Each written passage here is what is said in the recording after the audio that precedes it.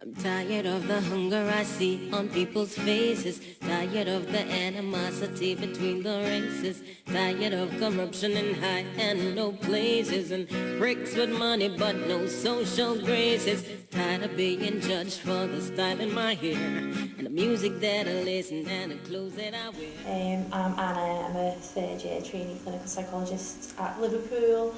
I identify as somebody from a working class background who holds working class values. I'm Mariam, a third year clinical trainee at Liverpool, and I'm somebody who for the first 6 years of my life was brought up in a very working class background and then had a very big shift into a middle class background, a shift which has been very prominent in my life, had a huge impact, and I'm also doing a thesis looking at SES and leadership within clinical psychology. And I'm Steve, I'm a member of the course team here at Liverpool and also a consultant clinical psychologist who has come definitely from a working class background, and now I struggle with accepting that I am middle class and don't feel comfortable in clinical psychology, I don't think, because where I've come from compared to where I feel I sit now. Race tends to be the thing that's spoken about more than class, even though often them two things go hand in hand. Mm-hmm. When you've come from like a disadvantaged background, like that's all you know, so you don't see them things, but it's only since coming here that I've had this class awareness. And it was halfway through, I remember, it was actually the end of first year, and I was sitting in placement, and I turned around to one of the psychologists and said, just out of nowhere, I feel like I don't belong in this profession, I don't know why. The only way I can describe it is that these very small interactions where usually you're on the receiving end of someone saying something and it leaves you with that feeling of, but that's not me. Gap years. Exactly, and all that sort of I wasn't stuff. even in my head when I was at uni the thought of a gap year. No. How do you pay for a gap year? Exactly. And then when you finish training, taking a break, I finished training on August the 31st and I started work on September the 1st because I couldn't not. And that's the way most people have lived their lives. It's Sitting there as maybe someone who's really struggling financially, that's not going to be like in your world to be going on around the world holding when you finish. I remember somebody saying once the difference between working class and middle class is that working class people go into a situation and think, what can I do for you? And middle class people go into a situation and think, what can you do for me? I know so many people that did an honorary contract. Like how often do we hear people worked for free a day a week or longer,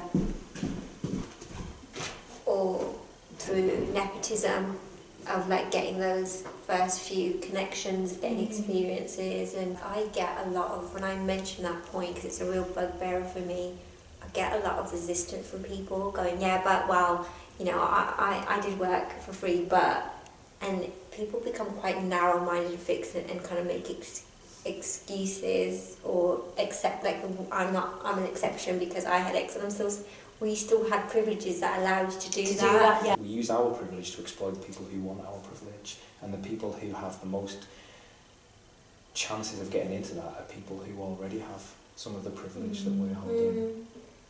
I'm a BME person, I'm a female, but I live on my own, I'm not married. That's unheard of. I come from a Muslim background, that is unheard of.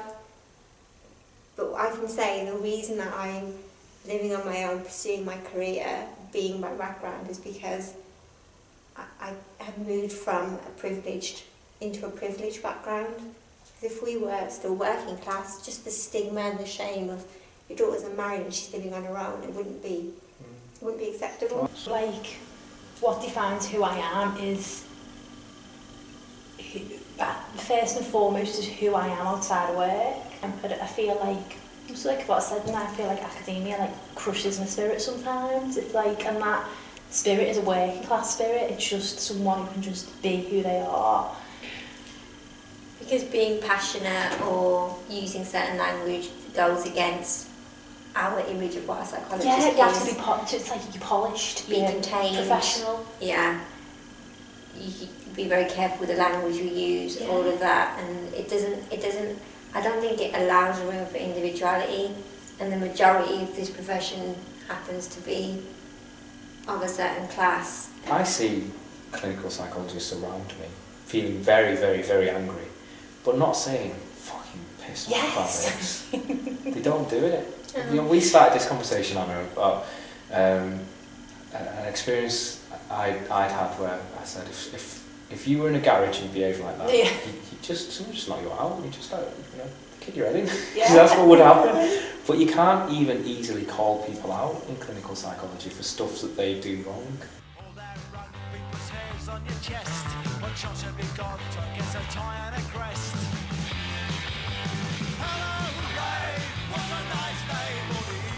How does that compare for you in your experience of being from an Asian background?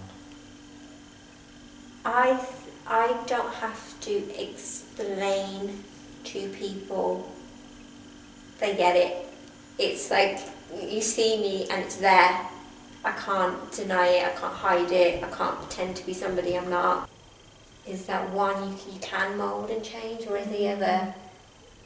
It's there. It's that, because I know I stand out like a sore thumb sometimes with the way I dress, and it's like, but people do comment on it, don't they? I absolutely agree with you. You get that as well? I do, yeah. I almost feel like I feel like it's been conditioned in me ever since I was a little. Mum would send me to nursery as far back as I can remember, really, almost like, I think it's an overcompensation of like, we're not going to have someone say that, you know, you're being neglected, and so I've always felt it's this idea of like having to make, like you were saying about almost kind of going the other extreme and being really well put together and really well dressed, but certainly there's a difference I find.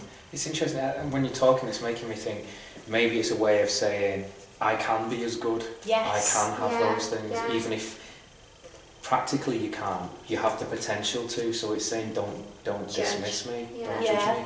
Like going out of your way, being flexible, and you and I have spoken about how often your class comes is when your values are being challenged, and that's when you become really triggered as well. After my cousin's boyfriend died, he hanged himself while I was in training. My uncle, who I used to get my meat from every Christmas, phoned me up and said, "Steve, Charles fellas killed himself. Will you come and do some therapy with shouting?" My cousin, I was like, "Tony, I can't do therapy with my cousin. You know, there's all these rules about how you do it." But it caused a real upset in my family, because as a psychologist, there's nothing I can give to the family. You know, what's the point in doing that job? You come and get my car brakes, go to Sean and get my car fixed, and at Christmas time go to Tony and get my turkey.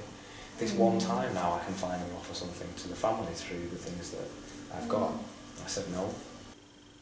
But there's something about when you're in an out group, or there's something about a shared identity that you hold on to.